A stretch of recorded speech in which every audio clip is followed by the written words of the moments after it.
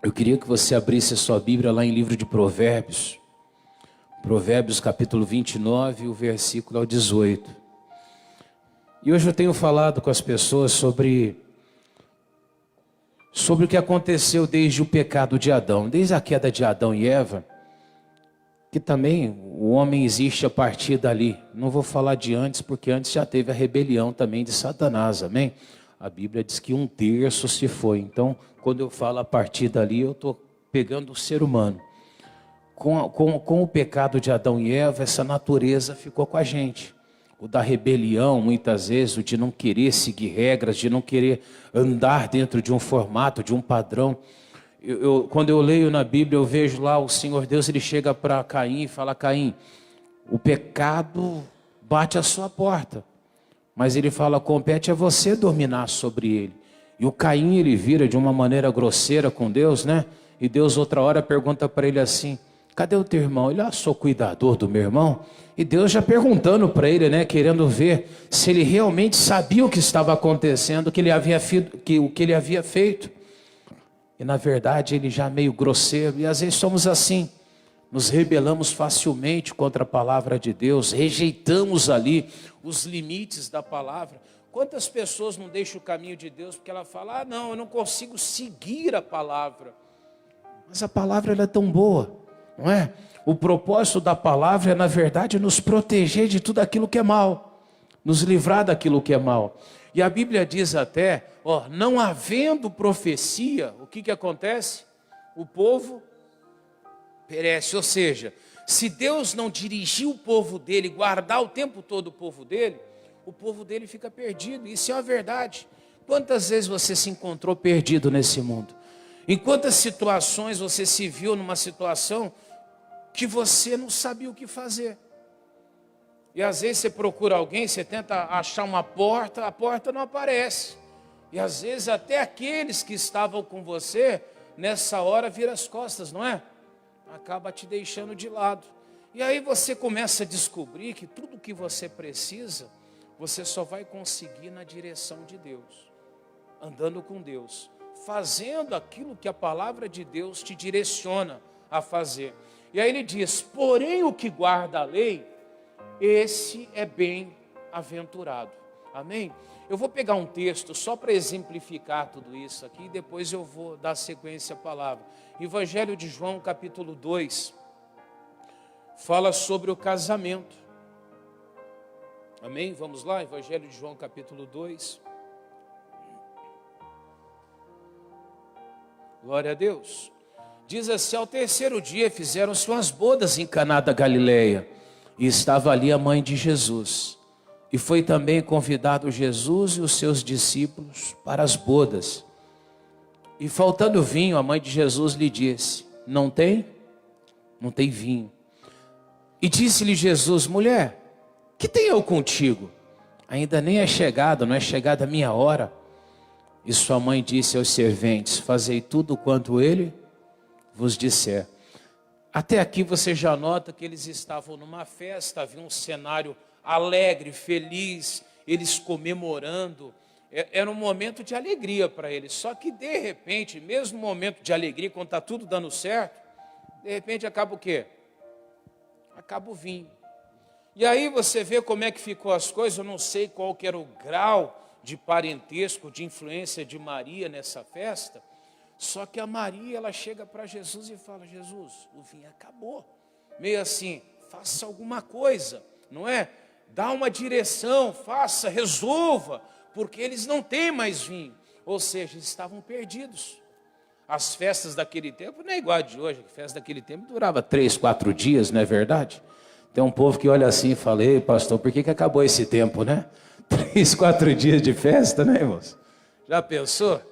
Mas onde que eu quero chegar? Eles estavam perdidos, eles não sabiam o que fazer. Então a Bíblia fala: sem direção, sem um caminho, o povo perece. Sem direção, quando a água bate aqui, você não sabe o que fazer, você não sabe qual caminho tomar, não é verdade? Você vê um homem ele se perder quando ele pode ter sido um grande profissional a vida toda. Mas se lá a uma altura da vida dele, ele perde aquele emprego, talvez ele perde, parece que junto com aquele emprego, toda a autoestima, a capacidade, não é verdade? A confiança que ele tinha, de repente vai pelo ralo. E às vezes você olha até de fora, você vê um grande profissional, uma pessoa estruturada, uma pessoa que poderia fazer, ele poderia se reconstruir facilmente, poderia, porque o homem tem a capacidade de Deus sobre ele, mas ele fica perdido. Tem uns que vai até a sarjeta, vira mendigo. Já vi casos de gente que esteve lá em cima, de repente desce ao ponto de se tornar até um mendigo. E você olha para a pessoa, você fala, esse cidadão, ele era assim, ele era de tal forma. E ele perde tudo. Tem gente que acontece isso porque perdeu a família, uns porque perderam talvez ali a saúde. Um dia vai no médico, o médico fala, você tem câncer.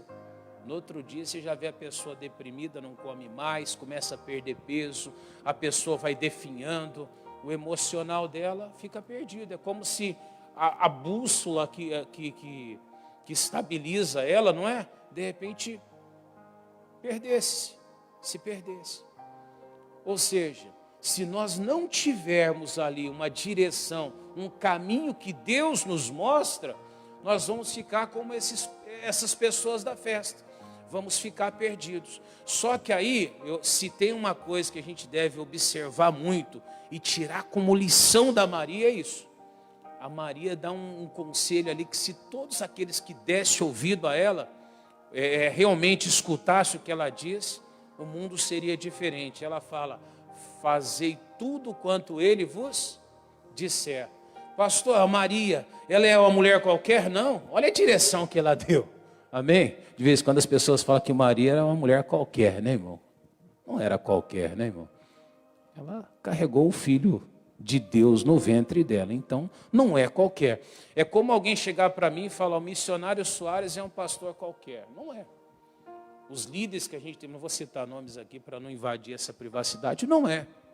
Existem pessoas usadas de uma maneira com Deus diferente. E essa mulher, ela carrega quem? O filho. Só que aí as pessoas colocam um monte de direção que já não veio dela. Mas a dela foi essa. Fazei tudo quanto ele vos disser. Ou seja, ela nos mostra que para nós sermos bem-sucedidos em alguma coisa, para vencermos em alguma coisa, nós precisamos fazer o que Jesus disse. E aí você começa a ver que desde o início da criação, lá do começo, Deus ele vem colocando regras para nós. E às vezes nós pensamos que essas regras que existem é simplesmente para Deus tirar o prazer que a pessoa tem na vida. E não é essa a vontade, não é essa a intenção. Quando Deus ele coloca regras para nós, é para nos proteger de alguma coisa. Aí eu queria que você fosse em Gênesis 2, Gênesis capítulo 2, o versículo 15 em diante. O restante da história ali nós sabemos, não é? Jesus vai lá, manda catar a talha de água que tinha lá da purificação, manda eles encher lá, e Jesus manda eles levarem depois para o mestre-sala a água transformada em vinho, amém? Eles vão, obedecem, e eu fico imaginando, se tivesse alguém um pouco rebelde naquela hora, alguém que fosse contencioso, de repente talvez tinha até atrapalhado o milagre de Jesus, não é verdade? Se ele pensa, eu não vou levar isso aqui ao mestre-sala, eu sei o que eu estou fazendo, eu vi o que estava sendo feito. Quantas vezes alguém não disse para você que aquilo que acontece no mundo espiritual não é desse jeito, porque ele sabe que não é? Eu vejo pessoas criticarem às vezes o evangelho, não é? Dizendo que não, que isso é desse jeito. Alguns chamam até os milagres que acontecem na igreja de charlatanismo. Ele não conhece Deus, não sabe nem quem é Deus, porque uma pessoa que conhece realmente Deus, irmão, ela faz tudo o que o Senhor manda. Amém? Sem hesitar. E no capítulo 2,15 diz assim: tomou o Senhor Deus o homem e o pôs no jardim do Éden. Com qual finalidade, igreja? Para o lavrar e guardar a terra. Então Deus falou para o homem, você vai ficar aqui, não é? E você vai cuidar desse lugar e você vai plantar, o tio vai plantar, vai colher, você vai cultivar o que precisar ali. Então ele ia ficar ali como agricultor, amém? Zelando por ali. Então todas as tarefas dessa natureza seria para o homem.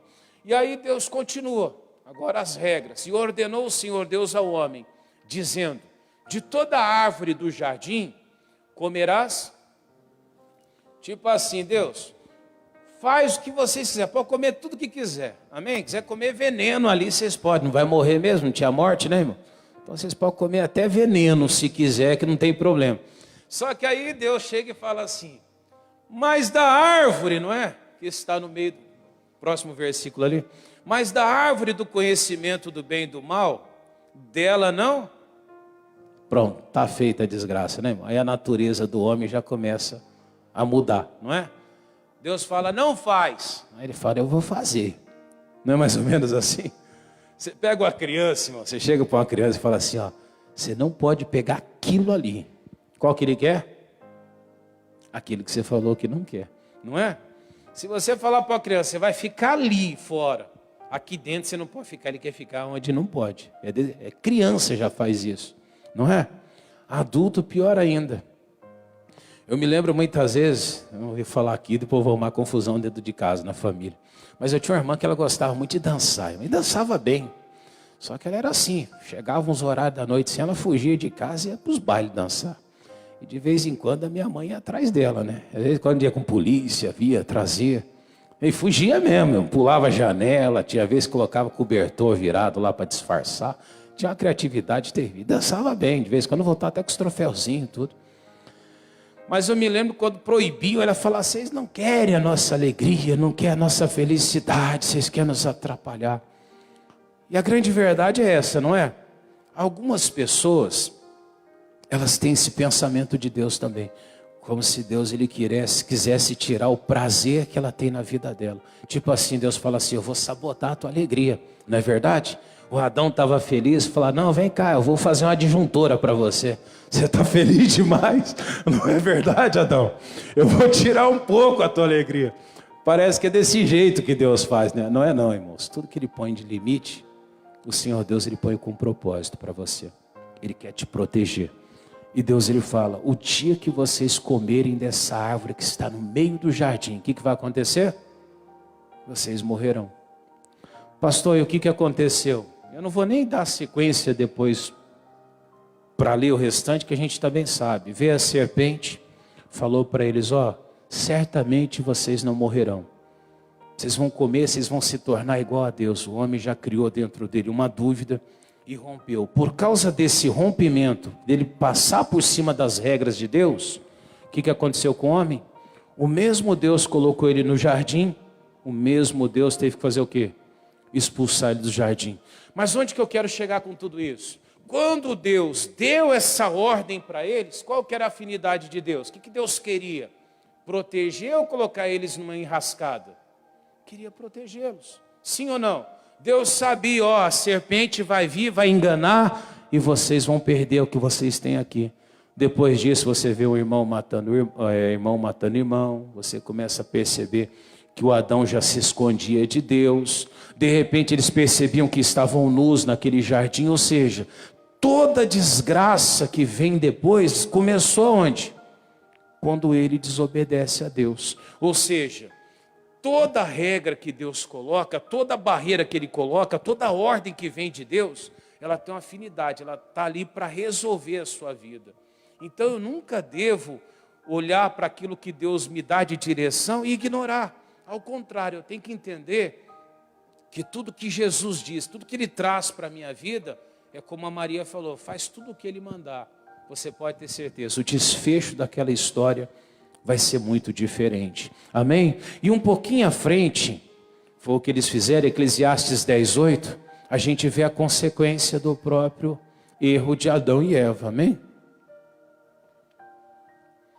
Alguns dizem que a serpente falou para Eva, né? Come que é diet, né? Não engorda. Não foi? Ela já catou na hora, né? Posso ler?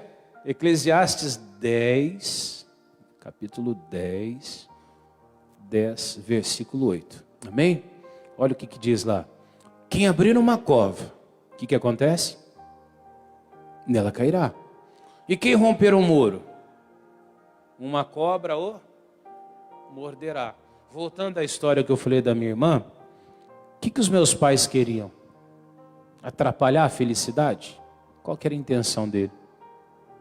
Privar a pessoa de que caísse em alguma enrascada. Por que eu estou citando isso? Alguns momentos das nossas vidas a gente tem a tendência de achar que a gente sabe mais do que Deus, irmão. A gente pensa assim, não, eu conheço mais do que Deus. De vez em quando eu vejo algumas pessoas, acho que outro dia eu conversava com alguém, e eu falava, tem gente que subestima aquela pessoa da terceira idade, sabe? Tem aquela mãezinha de 90 anos, daí a pessoa está fazendo aquela chantagem emocional às vezes, não é?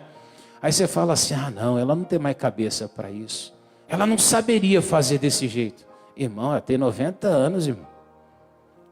É verdade. Você acha que não tem capacidade para isso? A gente é que não tem, irmão. Amém? Ela está 50 anos na tua frente, irmão. E você está pensando que ela não conhece? Não, não sabe de nada, pastor. Não sabe o celular, irmão.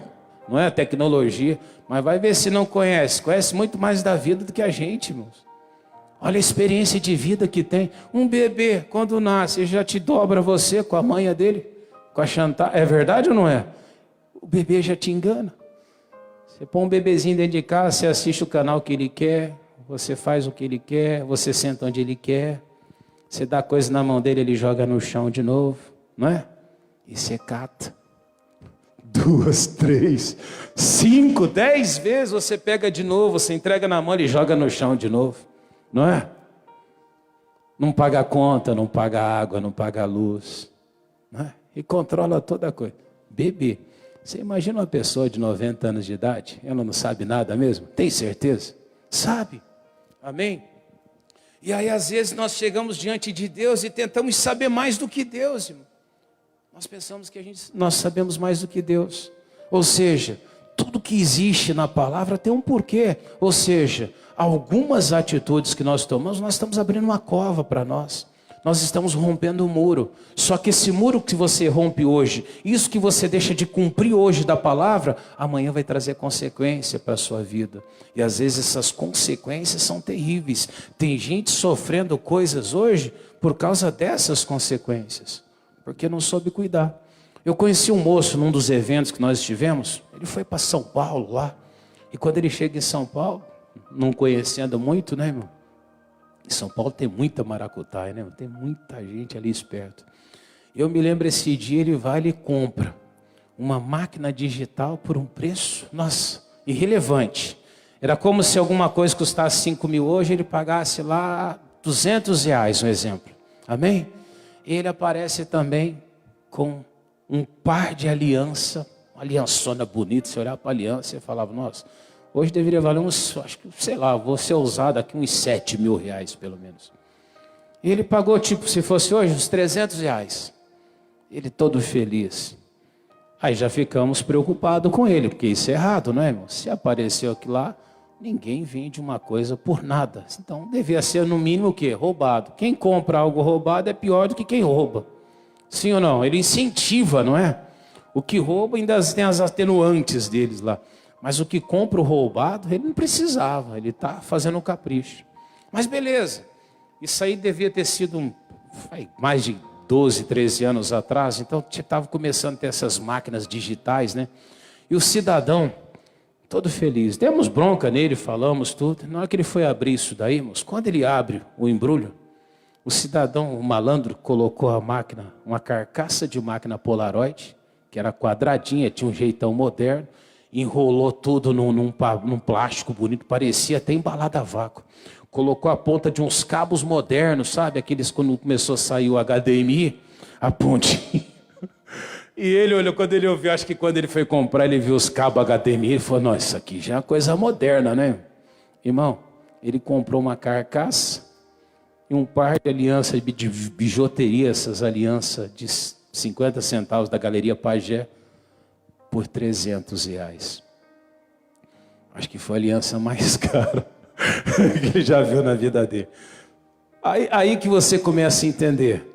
Pastor, ele mereceu? Eu acho que mereceu. Eu acho que foi bom ele ter quebrado a cara. Você sabe por quê? É uma lição que a gente aprende. Se ele tivesse feito o que Deus falou, jamais ele teria prejuízo. Mas o que aconteceu com ele? Ele começou a fazer algo que ele pensava que era certo. Ele achou que aquilo ia ser bom para ele. Igual a joia, você pensa que vai ser bom. Você pensa que é verdadeiro e às vezes não é. Amém? Não é porque parece que quer dizer que é. A intenção dele era tirar vantagem. Aquela hora, irmão, Ele rompeu o muro. Amém? Aquela hora ele abriu uma cova. Irmão, olha o prejuízo que esse cidadão tomou. Por que a gente toma prejuízo na vida? Porque não damos ouvidos a quem? A Deus. Se a pessoa andar certo, ela não cai em erros. E aí um pouquinho mais à frente, Eclesiastes, capítulo 10, versículo... O 10:8 que eu estava? 8:11 então, Eclesiastes 8:11. Está pertinho aí, você volta um pouquinho, né? Amém? Olha só o que a Bíblia diz ali. Porquanto não se executa logo o quê? O juízo sobre a má obra, por isso o coração dos filhos dos homens estão inteiramente dispostos para fazer o quê? É uma verdade ou não é? Vamos olhar só pelo lado espiritual. Se todos que errassem, que falhassem, descessem direto ao inferno, e nós tivéssemos ciência do inferno e que ele estivesse lá, vocês acham que alguém andaria fora da palavra de Deus? Sim ou não? Jamais, né, irmãos? Todo mundo olharia e falaria, o quê? Não quero ir para lá não, né, irmão? Já ficava certinho. É verdade ou não é? Concorda comigo? Só que a Bíblia diz, porque não se executa logo o juízo sobre a má obra, o coração das pessoas tem sempre aquela tendência a insistir em fazer o mal. Ou seja, uma pessoa rouba aqui hoje, e ela não vai preso, não dá nada para ela, ela faz de novo.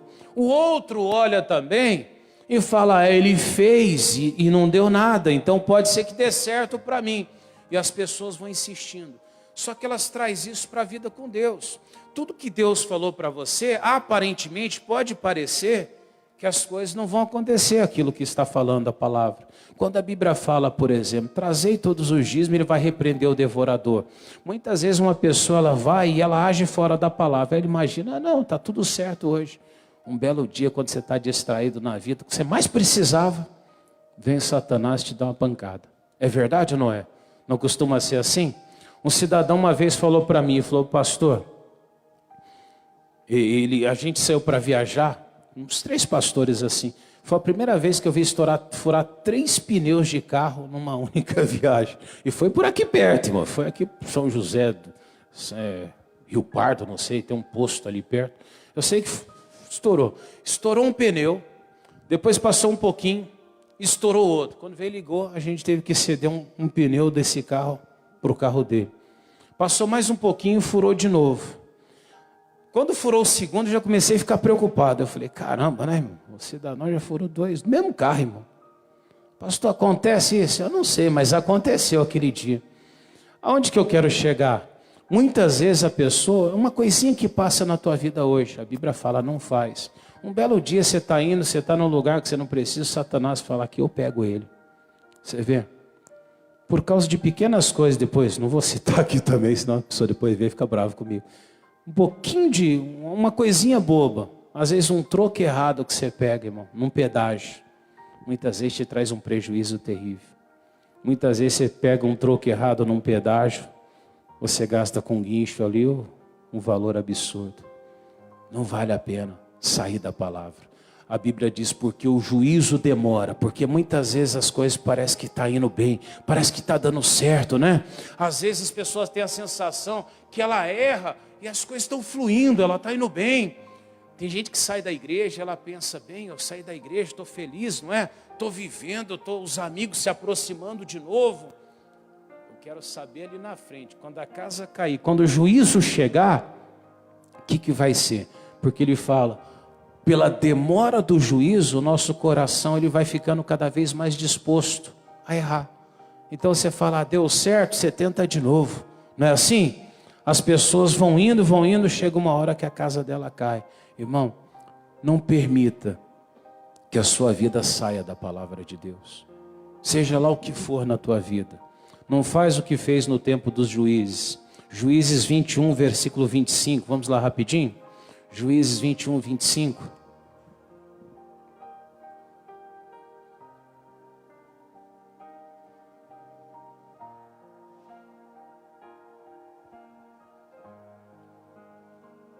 Acharam? Naqueles dias não havia rei, hein? Ou seja, Não havia regra, não havia ninguém para punir, não havia ninguém que controlasse. Aquele povo começou cada um fazer o que parecia certo aos olhos deles. Cada um fazia o que parecia certo. Só que aí que está o grande problema. Nem tudo que parece ser o certo quer dizer que é o certo. Algumas coisas têm consequências terríveis. Amém? E onde que eu estou querendo chegar com isso? Cada vez que algo deu errado na tua vida, você que anda com Deus, cada vez que alguma coisa deu errado, cada palavra que ela veio e desestimulou você a continuar num caminho que você estava, que de alguma maneira ela te impediu de continuar numa direção, aquilo ali era a misericórdia de Deus, irmão. A misericórdia de Deus te guardando, te protegendo. Coisas que deram errado na sua vida quando você deixou na mão de Deus, não é que Deus queria te atrapalhar. Tudo aquilo ali era uma forma de Deus te proteger. Porque quando nós não andamos no caminho dele, o que acontece é isso. Cada um faz o que parece reto aos seus olhos. E aí que vem as consequências sobre nossas vidas. Então eu não sei o que você passa hoje. Mas talvez até o que você está enfrentando hoje, que às vezes parece um momento complicado, uma coisa que deu errado, talvez até aquilo ali pode ser um jeito de Deus te proteger, de Deus te guardar, de Deus livrar você de uma destruição, livrar você de romper naquele muro, amém? Um espaço para que a serpente venha também picar você. E às vezes nós ficamos tristes, como eu falava, não é? Você fala não para uma criança, ela não entende, ela faz birra, ela pirraça. Mas o pai sabe por quê que ele está impedindo aquilo na vida daquela criança. Está entendendo isso? Consequência. Voltando lá para o Evangelho de João, capítulo 2. Evangelho de João, capítulo 2. Nas bodas. Pode dar sequência onde eu parei aquela hora, acho que foi no 4, né? É isso? Eu li até o 3. E disse Jesus: mulher, que tenho eu contigo? Ainda não é chegada a minha hora. 5. E sua mãe disse ao que? Aos serventes, né? Fazei o que, igreja? Tudo quanto ele vos disser. Ou seja, obedece a ele. Faz o que ele manda. E aí a Bíblia diz: e estavam ali expostas 6 talhas de pedra para a purificação dos judeus. Em cada um cabia 2 ou 3 almudes. E disse-lhe Jesus: enchei de água essas talhas. E encheram-nas até em cima. E disse-lhes: tirai agora e levai ao mestre-sala. E levaram. Olha o resultado da obediência de Jesus. E logo que o mestre-sala provou a água feito vinho, não sabendo de onde viera, se bem que sabia os serventes que tinham tirado a água, chamou o mestre-sala ao esposo e disse: todo homem põe primeiro o vinho bom, e quando já tem bebido bem, então inferior. Mas tu o que, igreja? Guardaste até agora o bom vinho. Ou seja, quando nós confiamos em Jesus, nós ficamos no caminho, nas regras de Jesus, nós vamos desfrutar desse melhor, do bom vinho. Amém? Após essa decisão ali. Ou seja, por mais que você passe por adversidades hoje, por obedecer Jesus, você pode ter certeza que tem algo especial, bom para a tua vida depois. Amém?